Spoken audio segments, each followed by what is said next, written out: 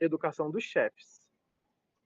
Então, aqui, gente, eu não vou conseguir adicionar mais ninguém, porque senão vai. Eu quero acabar a aula já. Educação sofista se tornou, então, educação dos chefes, a prática da vida política e a apropriação universal da essência das coisas nela. Mais uma área estatal não se pode adquirir. Então, o que a educação sofista pregava?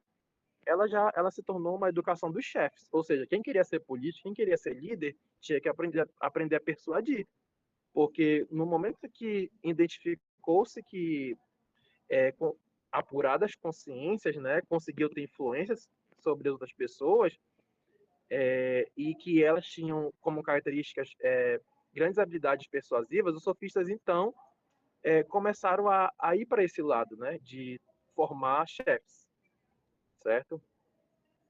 A prática da vida política é a apropriação universal da essência das coisas nela, mas uma arete estatal não se pode adquirir.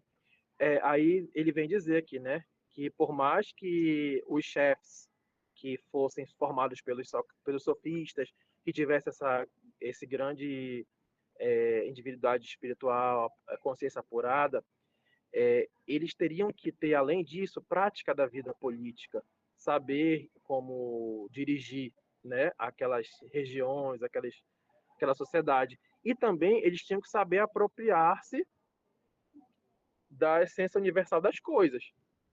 Então tinha que saber, por exemplo, os valores, né, os valores humanos, morais, como que eles iam mudando de história para conquistar e para persuadir, né? Mas, assim, uma arte estatal, os próprios sofistas diziam que não se pode adquirir. Ou seja, uma arete estatal, desculpa, né? Uma arete estatal não podia se conquistar, se adquirir. E hoje a gente vê muito isso, né? A gente nunca está satisfeito com o presidente que temos ou com o que deixamos de ter. Então, até isso a gente ainda tem muito enraizado da cultura grega. A formação do orador. Aí aqui tem mais outras coisas do movimento educacional sofista né, que ficou consolidado. A formação do orador, a palavra, além do significado formal, eram marcas da educação sofista, que é formar o orador, aquela pessoa que sabe falar, líder, persuadir. A palavra, como? Utilizando a palavra além do significado formal, né, com conteúdo mas também com a intenção do Estado e seus interesses, né? A pessoa entendendo, então, a sociedade como estatal, como interesse, e agindo governamentalmente, digamos assim, certo? Aí aqui tem uma dica para vocês e que vai ser usual para o trabalho, que é a relação com filósofos naturalistas e sofistas. É a partir da página 341 adiante, tá? Até o finalzinho desse trecho, porque vai ter uma questão sobre isso aí. A racionalização da educação. É só uma dica, mas não tem nada a ver com essa parte aqui não, tá? Por enquanto. A racionalização da educação política é caso particular da racionalização da vida inteira, especialmente baseada na ação e no êxito. Então, fazer política é também fazer novas vivências, né? É mudar a realidade, é transformar novas formas de viver, certo? E entender, racionalizar a política é racionalizar uma forma particular da vida inteira, né? Especialmente baseada na ação e no êxito, que era o que a força motriz para que eles buscassem a arete. Né? A valorização outra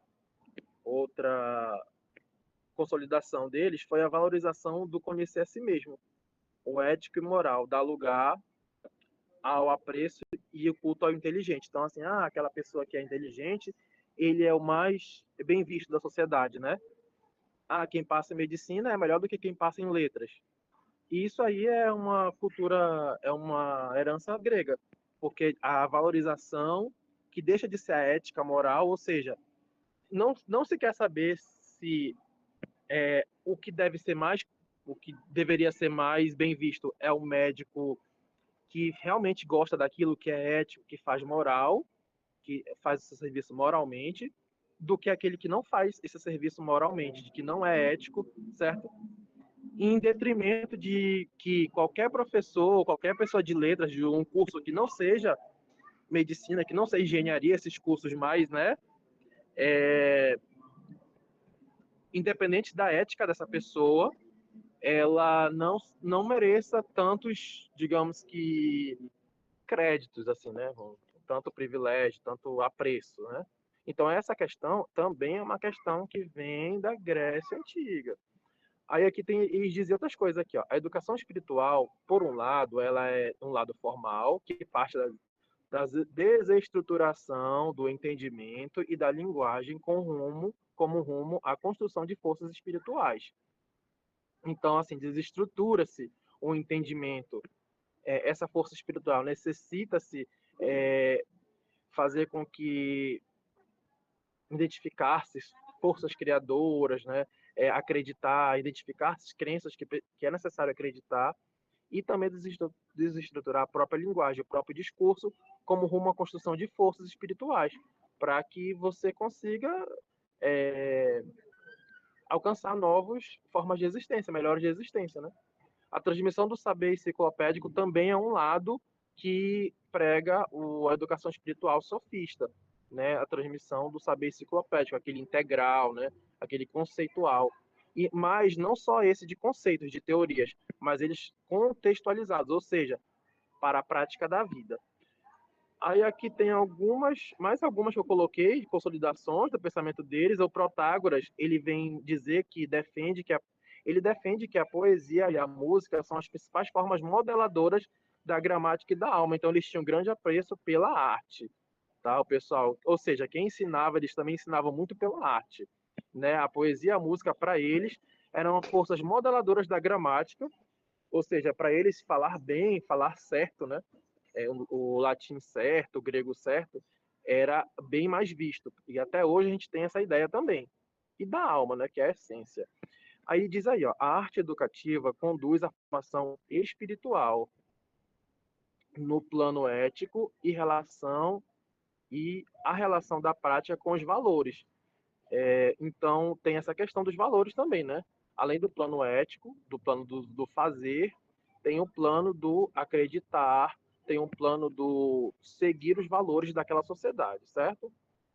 E tudo isso tem que estar ligado à a arte no sentido de fazer e refazer a educação, né? Mas a educação numa questão de formação espiritual, aquela que é para se acreditar na mudança. A educação para os sofistas, gente, era uma educação multifacetada, né? Como eu acabei de falar, eram muitas facetas, né? Tinha a questão da linguagem, tinha a questão de enciclopedista, do cosmológica, de definir as coisas do mundo, de se perguntar e tudo mais. O método da poesia, eles foram responsáveis também por colocar os primeiros textos em prosa na Grécia, sabe? Eles começaram a formar a poesia para prosa. A influência de problemas sociais, colocar a influência dos problemas sociais, das questões educativas nos ensinamentos, eles foram responsáveis por trazer esse pensamento. E eles eram subjetivistas, né? O que é subjetivo? É aquele que é da experiência individual, né? Aquele que vem da experiência social. Subjetivistas, ou seja, o aprendizado a partir de suas experiências, do que você acha, né?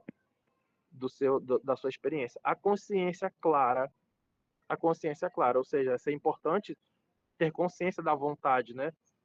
Você ser consciente, claramente consciente para ser claramente verdadeiro e atingir com maior exatidão possível o conhecimento verdadeiro, certo? A sensibilidade comunicativa, que é a questão da persuasão, né?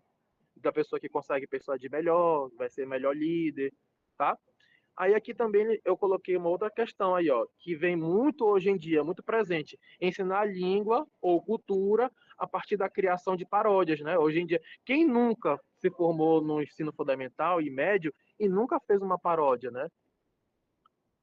Quem nunca fez isso, uma pena, porque é uma atividade maravilhosa fazer paródia. Eu fiz paródias no tempo da minha fundamental e médio, e isso aí, principalmente de biologia, tinha um professor que fazia, e é uma ótima forma de aprender. Você não esquece, e é uma ótima forma de persuadir, tanto que as propagandas políticas são de música e são paródias, né? E é isso. Então, isso foi um legado muito forte que os sofistas deixaram para a gente na área da educação, na área da política, né? Que tudo está relacionado à paideia, certo? Bom, pessoal, essa é a minha aula. Acho que vocês têm alguma dúvida? Gostaram da aula? Acharam chato o texto? Só me dá um feedback aí rápido, que eu sei que vocês já querem dormir, né?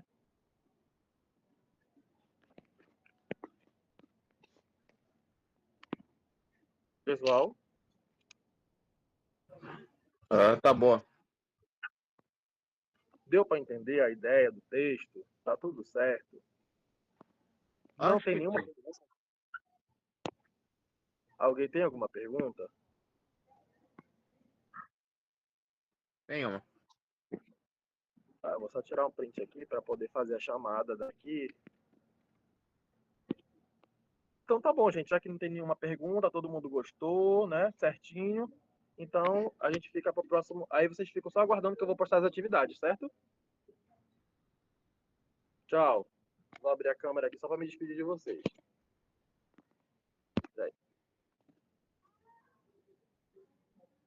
Ver se vai aparecer a câmera. Tchau, pessoal. Boa noite, viu? Até mais. Boa noite. Boa noite, professor. Fica com Deus. Tchau, professor. Tchau. Obrigado. Tchau. Até mais.